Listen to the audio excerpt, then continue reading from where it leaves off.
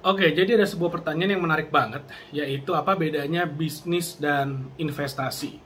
Karena banyak orang ternyata yang suka kebalik-balik nih. Saya mau invest ke dalam digital marketing, saya mau bisnis emas, saya mau invest properti, mau bisnis properti, dan banyak yang menurut saya ya, menurut pendapat saya kebalik-balik. Nah, tapi sebenarnya nggak perlu khawatir, sebenarnya nggak perlu dipermasalahkan, tapi akan lebih baik kalau misalnya kamu tahu apa sih perbedaan sebetulnya antara bisnis dan investasi, sehingga ketika nanti misalnya ngobrol sama investor, ketika ngobrol sama orang yang udah lebih sukses, ketika kamu ingin bekerja sama dengan orang, itu nggak bikin mereka bingung gitu ya. Jadi apa bedanya bisnis dan investasi?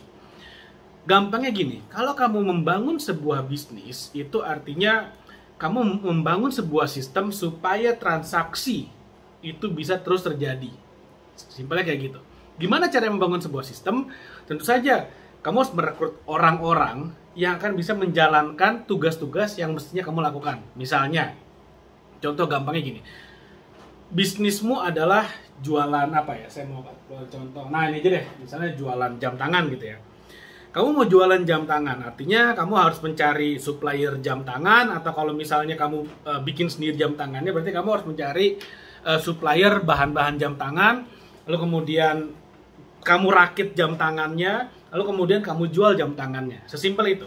Nah, kalau kamu bicara membangun bisnis, artinya kamu membangun sistem di mana proses pembelian bahan-bahan jam tangan, proses pembuatan jam tangan, dan proses penjualan jam tangan itu bisa terjadi tanpa kamu harus terlibat langsung cari suppliernya, keluar cari pabriknya, kamu harus ngerakit sendiri pakai tenagamu, dan kamu harus cari distributor sendiri untuk kamu jualan barang-barangmu.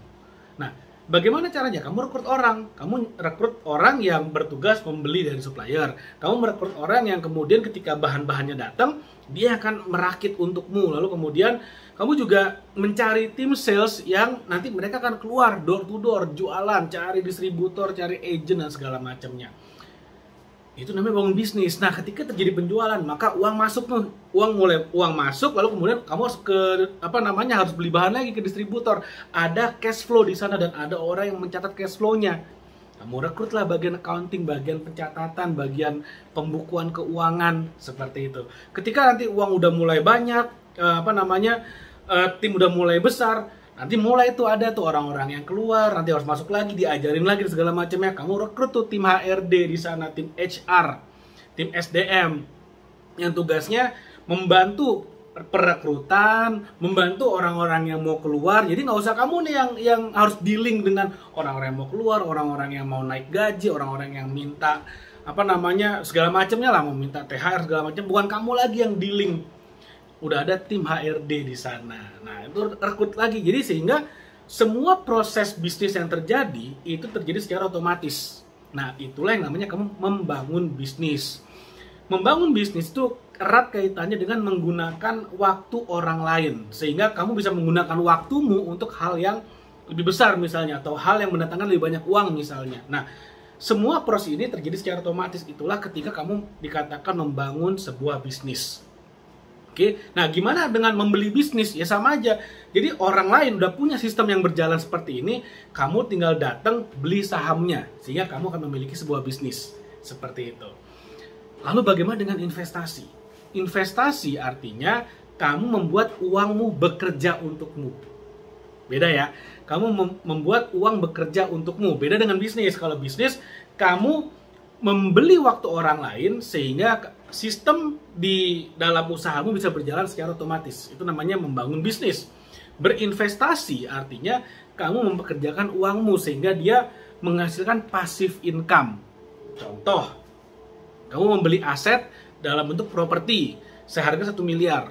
Lalu kemudian setahun kemudian, dalam waktu setahun, harga propertinya di 1 miliar, ada yang nawar nih 1,2 miliar. Artinya apa?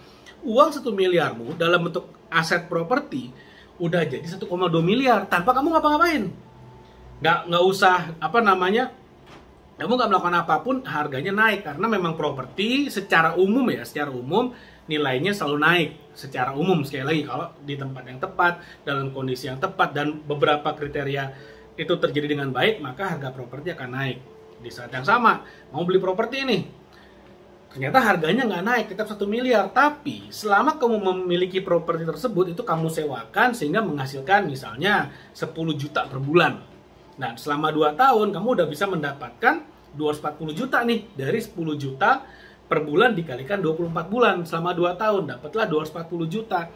Nilai propertinya tetap 1 miliar, tapi karena disewakan, karena propertinya dipekerjakan, atau apa namanya, kamu sewakan, kamu berdayakan seperti itu, akhirnya dia bisa menghasilkan uang, cash flow setiap bulannya. Itu juga investasi di sana. Seperti itu, karena kan ya kamu cuma sewakan, penyewanya yang ngasih kamu uang setiap bulan. Bisa jadi misalnya properti itu dipakai untuk bisnis oleh si penyewa. Nah, tapi kan kamu sebagai landlordnya, sebagai pemiliknya, ya terima passive income aja. Nah, itulah bedanya. Kalau bisnis, kamu membangun sistem. Kalau investasi, kamu goalnya adalah membangun passive income.